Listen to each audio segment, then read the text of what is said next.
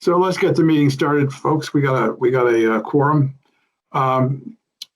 If you've had a chance to read over the memorandum, you see we've had a lot of stuff to do over the last 5 months. It seems like it's like any day now, that famous commercial. Again, we had some significant work had to be completed in the HVAC area, electrical, and obviously there was a punch list. The landscaping subcontractor has just not responded. And wouldn't you know that to get a certificate of occupancy under the P&Z stipulation, we've got to have the architect sign off that the landscaping plan has been completed. Well, it hasn't. So we're now turning her over to M&L, which is our go-to people to get jobs done around here, to finish the landscaping work. And George was hoping to have a number for what it was going to cost. We think it will be less than the money we've retained from TC Lawns, which is the landscaping contractor of record. That amount is $43,000 plus. So hopefully that will cost us nothing. It's all coming out of the retainage from TC Lawns.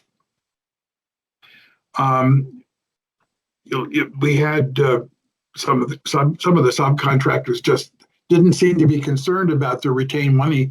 They're on to the next project. So we finally had to declare a deadline saying if you don't make an effort to close out the project and meet all the requirements, which are detailed, you're going to lose your retainage. Well, that got some people to respond, or got most of them to respond. As you know, we had the embankment slide. We voted to get rid of that last fall. That required, regrading, not just taking the slide out, but regrading that entire hill, reseeding it, putting up fence work to make sure the kids weren't going to fall down. And then we also authorized the building of a sidewalk next to the playground so they could have equipment go down there without getting involved in muddy in the ruts and stuff of that in the wintertime and in the spring. And then we had an issue with the loading gate, the loading docks, and the dumpster area. Big trucks couldn't really get in there from the way they're designed, which was incorrect, of the gates. And once again, M&L came to the rescue and solved the problem. So now that the larger trucks can make the deliveries which are required for the school. Rusty, one of the goals that we originally had was when we're building the school was to build a cafeteria large enough that we could have luncheon served in 3 waves rather than the crazy 6 waves, which starts, I guess, at 10:30 or something like that and goes until 1:30.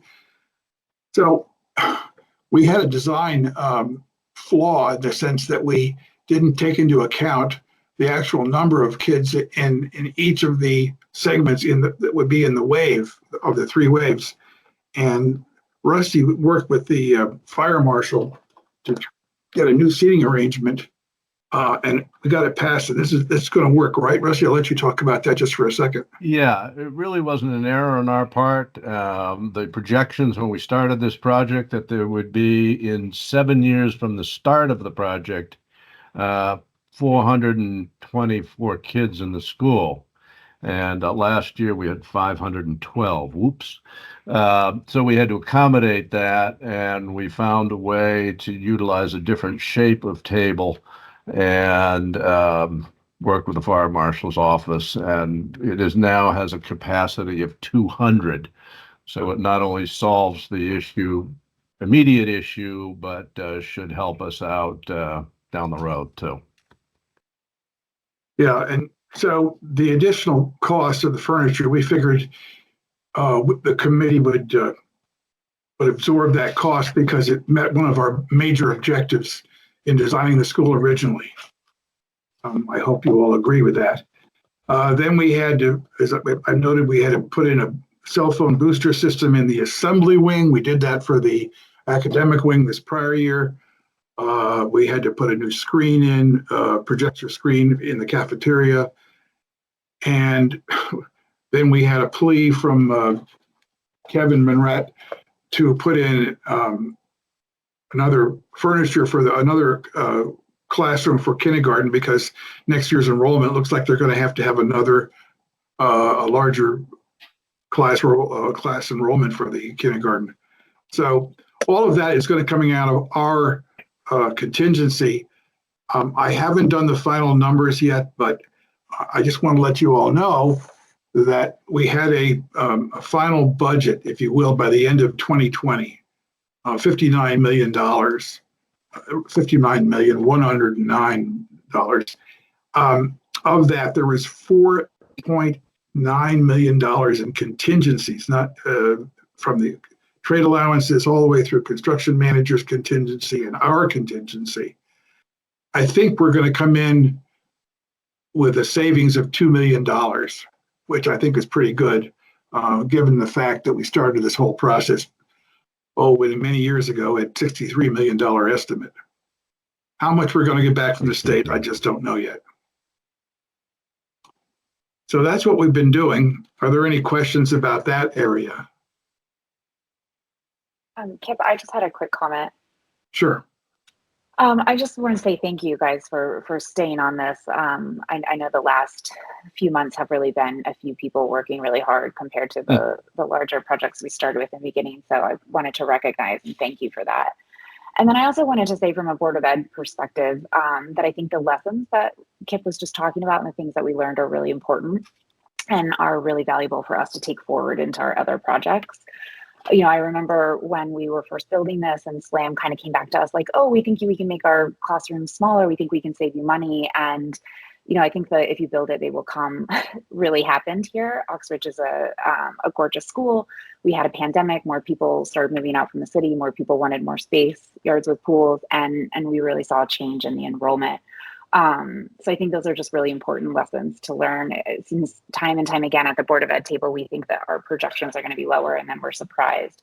So I'm really grateful that we built this building with that extra cushion and that we were able to make those modifications and accommodate our population. So good work, everyone. And let's make sure we pass those lessons on for future projects. Yeah, I think our lesson, Katie, was we knew we didn't have any room to expand on the property site. So we had to build it in to start. Absolutely.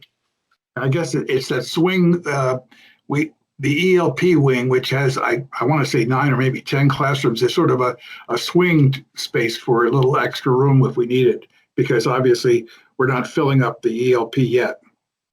Yeah, and that's an important one too. Originally we started with 10 and there was a production, you know, to go down to 8 and then it became 9 in a compromise. So I think when we can, you know, look back with that hindsight vision, it's important to see how things played out. Yeah. Building too small only hurts yourself in the long run. Okay. For those of you who haven't been through the nitty gritty of a closeout, I asked George to include in the package a typical closeout report. And it gets very frustrating after a while when week after week or month after month it doesn't make much, get much movement, but we're almost there, folks. And I'll let George talk about any of the key things that we want to do in here. Maybe you want to also mention, George, I call it flushing out, is it, of the schools? Yes.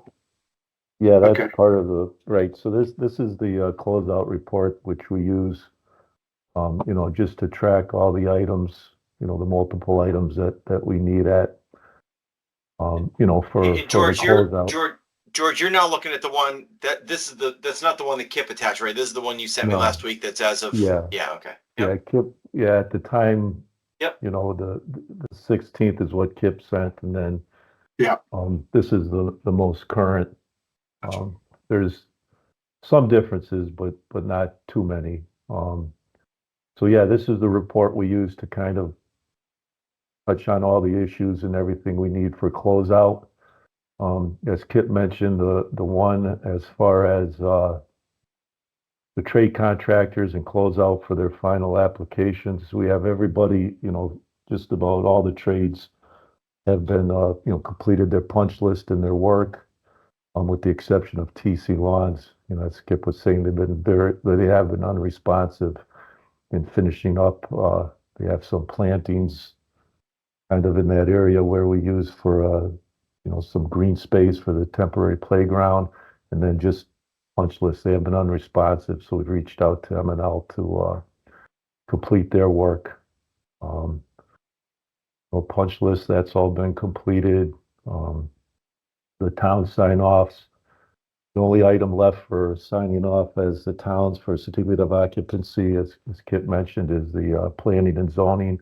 And we have all the items for planning and zoning submitted, with the exception of the architect sign off for the landscaping. So once that gets complete, then we'll get planning and zoning signed off for their for the final certificate of occupancy. We track all the PCOs and change order requests and change orders. Those have all been, processed. The allowances, those were reconciled when we processed the change order requests. Currently, we have, like 13 state change orders that are been submitted, and we're in the process back and forth with the state as far as receiving state comments and responding to the state comments. There will be one final state change order submitted probably in the next week or so, and that'll be it for the state change orders. And in George, that process, before you leave that, I wanted to just make clear, or maybe you can make a comment. The state, the process of the state clearing out all the change orders, approving them all, and going back and forth and all of that, and then basically approving what they're going to reimburse us for. That's going to take what, maybe another year or so? Yeah, I think it depends. Yeah, I would say somewhere up. Well, some have taken multiple years, like 3, 4, and some a year. So I would say, but they have been pretty responsive on this project. So yeah, I would say within the year we should be able to wrap all that up. The one thing that we can never. The good news for you, Kip, is that they've already started to review changes, so there's not a major backlog there. So I think we're probably going to be on the shorter end of that spectrum. There are some projects that we finished 5 or 6 years ago that they haven't reviewed the changes on yet. So you're in a better position. But the point is that I can't go back to the RTM or the Board of Finance and say, here's the definitive number that we're going to get back from the state. We just don't know that yet. No, once you get all the change orders, then you've got to make a request to close the project to the state. Okay. And then you file the EDO 49F, and then that gets you in the queue for closing it out and hopefully getting your retention from them. But I think this committee will basically not have to complete with that. We'll let the Board of Education worry about that. Yeah, I think you have to, right? I think the building committee and the Board of Ed have to vote. They have to pass a motion to accept the project as complete. So that next meeting, the last meeting that'll have to happen to approve like the Ferguson final payment. Yeah. I would say at those, I would say that the building committee at that point should make a motion to accept the project as complete. So we have that record. And then from there, it should likely go to the Board of Ed too, to have that motion. And then those are pieces of paper you're going to need to close it out with the state. All right. So we don't have to wait for the state to make a move. We'll make a move on our own. Yeah, I mean, right. We could start that, and I'll put a note to just kind of outline that process. Okay. Kip. Yeah, because I'm sure that everybody on this call would like to say we're done. Okay. Sorry, George, didn't mean to. No, that's okay. And then the trade contract status, as I mentioned before, of the 25, 24 trades are closed, in the process of, releasing the retainage. I think we're going to release 4 today, and then actually Sean's Lawn, Ferguson Electric, Ferguson Mechanical. I'm in the process of putting that payment application together to release their retainage, and then the only open one would be TC Lawns. That's big money. between this, there's a lot of money there, so Yeah, Sean's as in David Ferguson. mentioned, probably, yeah, $1.2 million or something, whatever. right. Okay. Punch list, that's all have been completed. Do they still want those splash pads at the condensate drains?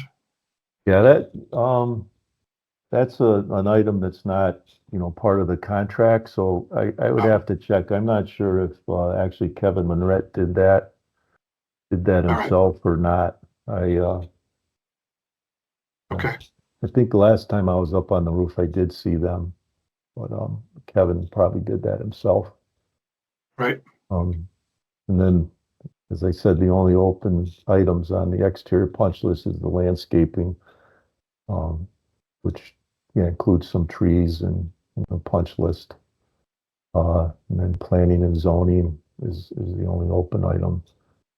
And we're 100% on as far as O&Ms, manuals, attic stock and all that. And then as Kit mentioned, as far as the Connecticut high performance, right now we hit like, the silver for the points, the silver equivalent. We're just 1 point away from reaching gold. And that 1 point is there's a requirement for flushing out the building as far as the like air, where you flush out the building for occupancy. So right now we're having the units monitored. So you flush the building out, you monitor the humidity levels and the temperature levels. And if the humidity is below 60% relative humidity and the temperature is above 60 degrees Fahrenheit, then we flush the building out for a period of about 30 days. And if during those 30 days when the units are running and operating, flushing the building out, and we reach the relative humidity levels and temperature levels, then that's acceptable, and we'd be able to get that 1 point to meet the Connecticut high performance gold, or the lead equivalent for gold.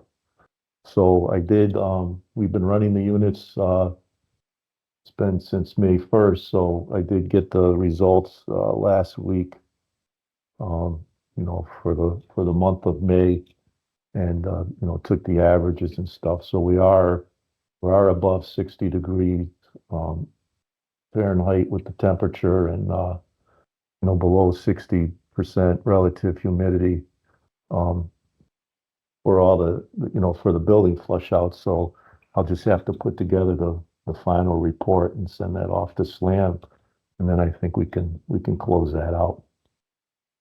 That's great. And then I guess the thing as well, it mentioned it on the rooftop unit 2, which serves the gym. It wasn't dehumidifying the building, some issues with design and operations. So we worked all that out and got the unit to run so it's dehumidifying. So those are part of the results that we had. And I think right now it is running, and I checked the results. I think the humidity level was about 55%. So it is working, and worked pretty well. Yeah, we had a huge problem with Ferguson, I guess mechanical on that. And when they finally replaced the guy in charge, and the new guy just made everything work. But it took forever to get there. Yeah, and that one unit, right, was it wasn't dehumidifying. I think it was an issue, right, with probably some of the operations installing and then design well. So getting the results back right now, it's dehumidifying, and the humidity levels, without the dehumidification was close to like 90, 100% in the gym. And now it's about 42. 42% on average. So that worked out pretty good. That was creating a dangerous situation in the gym. Yeah, it was. Yeah, the humidity levels were pretty high. And I think that's it. If there are any questions. Any questions about the closeout process? And you can see it's quite detailed. And when a subcontractor asks for his retainer back, he has to have go through a whole list of items to submit to ONGAP in order to get it back. So it's quite detailed. Any questions? All right, then I'm going to proceed on to the main reason for this meeting, which is to approve payment application number 39, which I tried to break out in a separate memo to show you that there was a small amount, almost $69,000 for work. These were invoices of work that had been done, but they hadn't completed the invoices properly and get them through George, and they've now got them all squared away, and so we're saying they're okay to pay. But the bulk of the money, $538,000, is really just retainage going back to the four people, the environmental people, Capasso Concrete, Capasso Masonry, OWI, General Trades, and Greenwood Industries, which is roofing. So that's the basic reason for this. We need your approval because the subcommittee can only go up to $200,000. The Construction Oversight Subcommittee. We've been trying to do everything that way to minimize the amount of time we spend. Are there any questions about this particular pay application? Hearing none. None from me. I'll make a motion to approve the pay application number 39 in the amount of $607,281.61 as presented to this meeting. Is there a second? I'll second it. Sean seconds. Is there any discussion? All in favor indicate by either raising your hand or saying aye if you're on the phone. Aye. Aye. It sounds like it's unanimous. Any abstentions or any negatives? Hearing none, the motion is passed. Thank you very much. Is there anything else that people would like to bring up concerning the project or where we stand or what we're doing? Hearing none. Kip, I'd just like to say this is Diane. Just one thought. If it's possible, our final meeting could be in person.